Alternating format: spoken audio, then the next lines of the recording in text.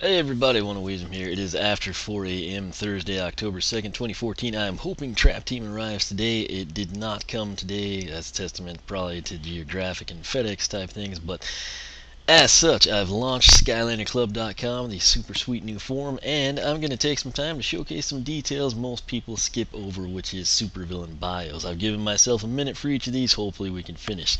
This is obviously Kaos, the man of course needs no introduction. Before becoming the arch enemy of Skylanders, Kaos always demonstrated an insatiable hunger for absolute power. Even as an infant, Kaos seized control of his nursery with his evil baby army of evil drool, which threatened to crawl across the face of all Skylands. Fortunately, this uprising was crushed at nap time. Kaos was then sent to the finest evil school of magical villainy, as were many of his long and twisted family history. It was here that Kaos met Glumshanks, who persuaded by Kaos to become his evil servant with the promise of career growth, but soon after they were expelled when Kaos appeared as a giant floating head at the school assembly and ate the gymnasium. With the long-suffering and still unpromoted Glumshanks at his side, Kaos continues to come up with plan after plan to take over Skylands. Some say to fulfill his ambition to become Skyland's ultimate evil overlord, though others think that he's still trying to impress his immensely powerful and overbearing mother, herself a dark portal master. All agree, however, that Kaos should never be underestimated. Had to read really fast, so I'll start now. Dreamcatcher, this is the air supervillain. Cloudcracker is not the first prison from which Dreamcatcher has escaped. She had actually escaped from lucid lockdown within the realm of dreams, before escaping from the dream realm itself. Not only can she read your mind while you're sleeping, but she can also bring your worst nightmares to life. Using her mischievous powers of dream stealing, she has driven entire villages to the point of madness, all for the sheer thrill of it. Her playful evil nature is what got her noticed by the Golden Queen, pay attention to that, who needed a good psychic for her evil schemes and also for relationship advice. Loving both cunning plans and gossip, Dreamcatcher was happy to oblige and promptly joined the Doom Raiders.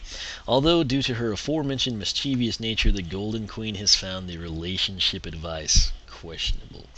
Nice humor in here. I wish I didn't have to rush through the Kaos one that long. I kind of underestimated it at a minute. So I'll try to cover it. Next up, I did these by like elements, so it's Earth, it's the Golden Queen. A wicked queen made entirely of gold and rich beyond her wildest imagination, the aptly named Golden Queen would gladly trade her entire fortune for just a little bit more. But why trade when you can steal? And that's exactly what she did. She stole, and stole, but no matter how much she took, it was never enough. Through evil sorcery, she even learned how to turn people and objects into solid gold. However, that still wasn't enough.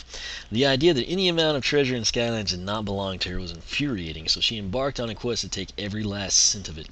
But she couldn't do it alone. It was then that she formed the Doom Raiders, the most notorious group of villains ever assembled. As a leader, the Golden Queen promised riches, world domination, and even all-you-can-eat shrimp in order to recruit special criminals to serve her cause, probably Brawl and Chain.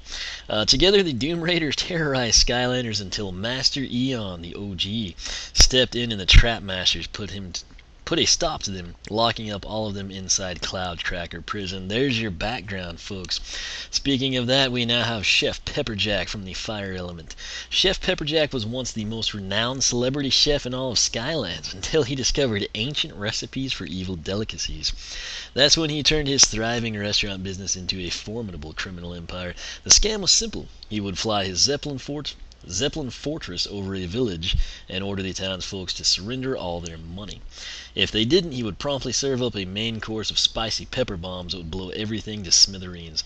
The Golden Queen valued both his explosive and non-explosive culinary skills and recruited him into the Doom Raiders at once. Now, when he's not serving time in Cloudcracker Prison, he's serving up atomic omelets of doom.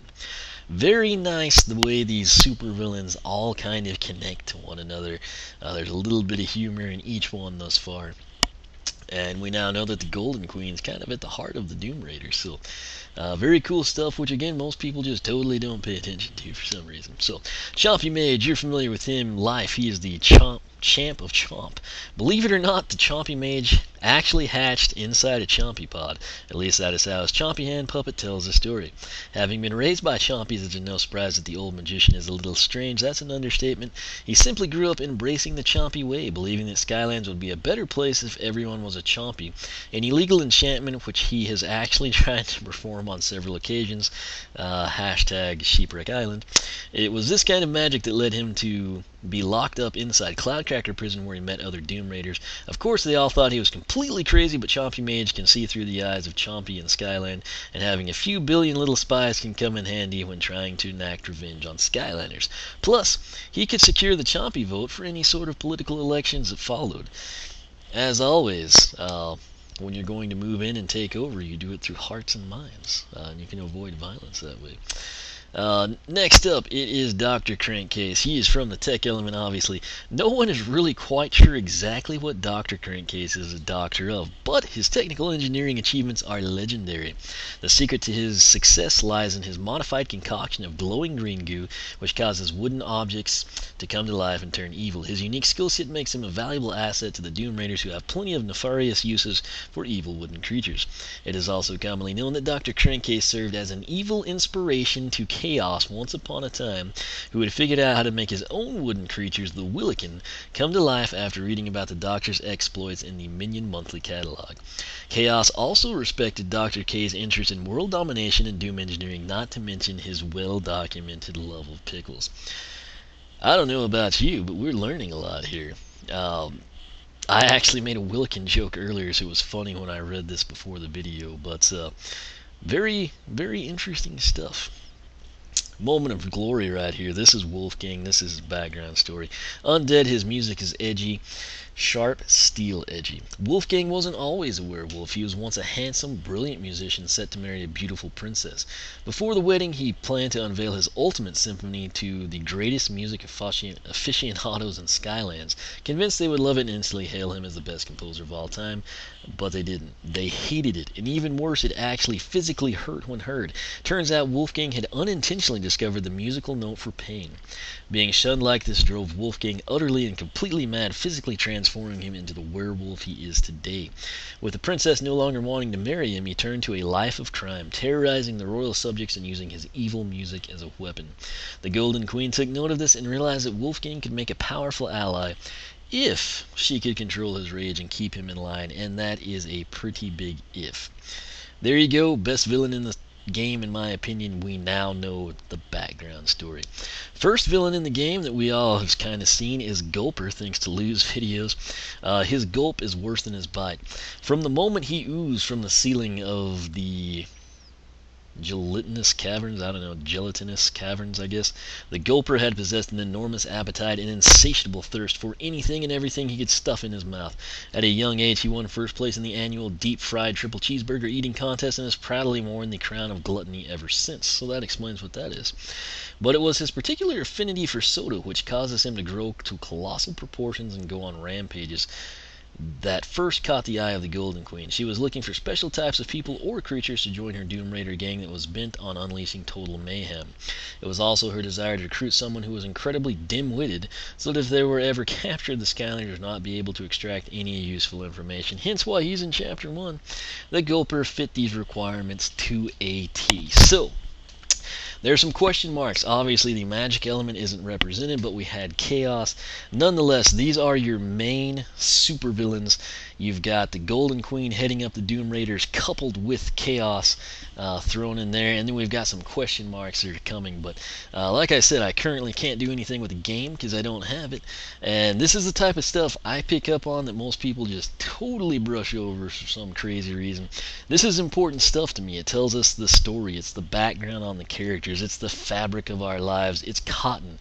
It's soft, ooey goodness. We learn a lot of details, not only about the individual characters, but how they interact, how they came across one another, and that to me is all the very cool stuff that I tie in to the gameplay, to the playthrough, and actually to my ultimate rankings of the villains, the Skylanders, things of that nature. So, does this make up for not having unboxings and gameplay? Probably not, but I've always been the detail guy. I do things a little bit different than most, and this is one of those examples. So, my channel is about the only place you ever see this type of stuff, and I plan to keep it that way. I'm pretty content with what I'm doing. I think it's worked out well, and the people that are still watching, you're probably into the same details I am, or you wouldn't be here. So, as always, thanks for watching. Hopefully you enjoyed this. I'll put together a little, I've got a couple of maybe 3 or 4 more similar videos to this with some ranging topics. I actually know the names of some of the traps that I've tried to get since E3, so lots of cool stuff that most people honestly just don't seem to care about that I do, that I will present and share to you, so that those of you that are like me and care about the little things in life can kind of tuck that in your back pocket and know a little something most people don't. So maybe someday you'll win Jeopardy. I don't know. But as always, thanks for watching. Check out the site, oneofwisdom.com. You can follow me on Twitter. That's your best source for updates. If you have not checked out the SkylanderClub Forum, I encourage you to do that. Brand new site and fan forum I've just launched. You're going to find all my attention to detail stuff on that forum. It's going to be super easy to interact with me. I encourage you to check it out. Have a good time, and hopefully share some information with everyone. So as always, thanks so much for watching, thanks for your support, and I will catch you back here with more awesome stuff regardless of what it may be. So stay tuned for that, and I will catch y'all next time.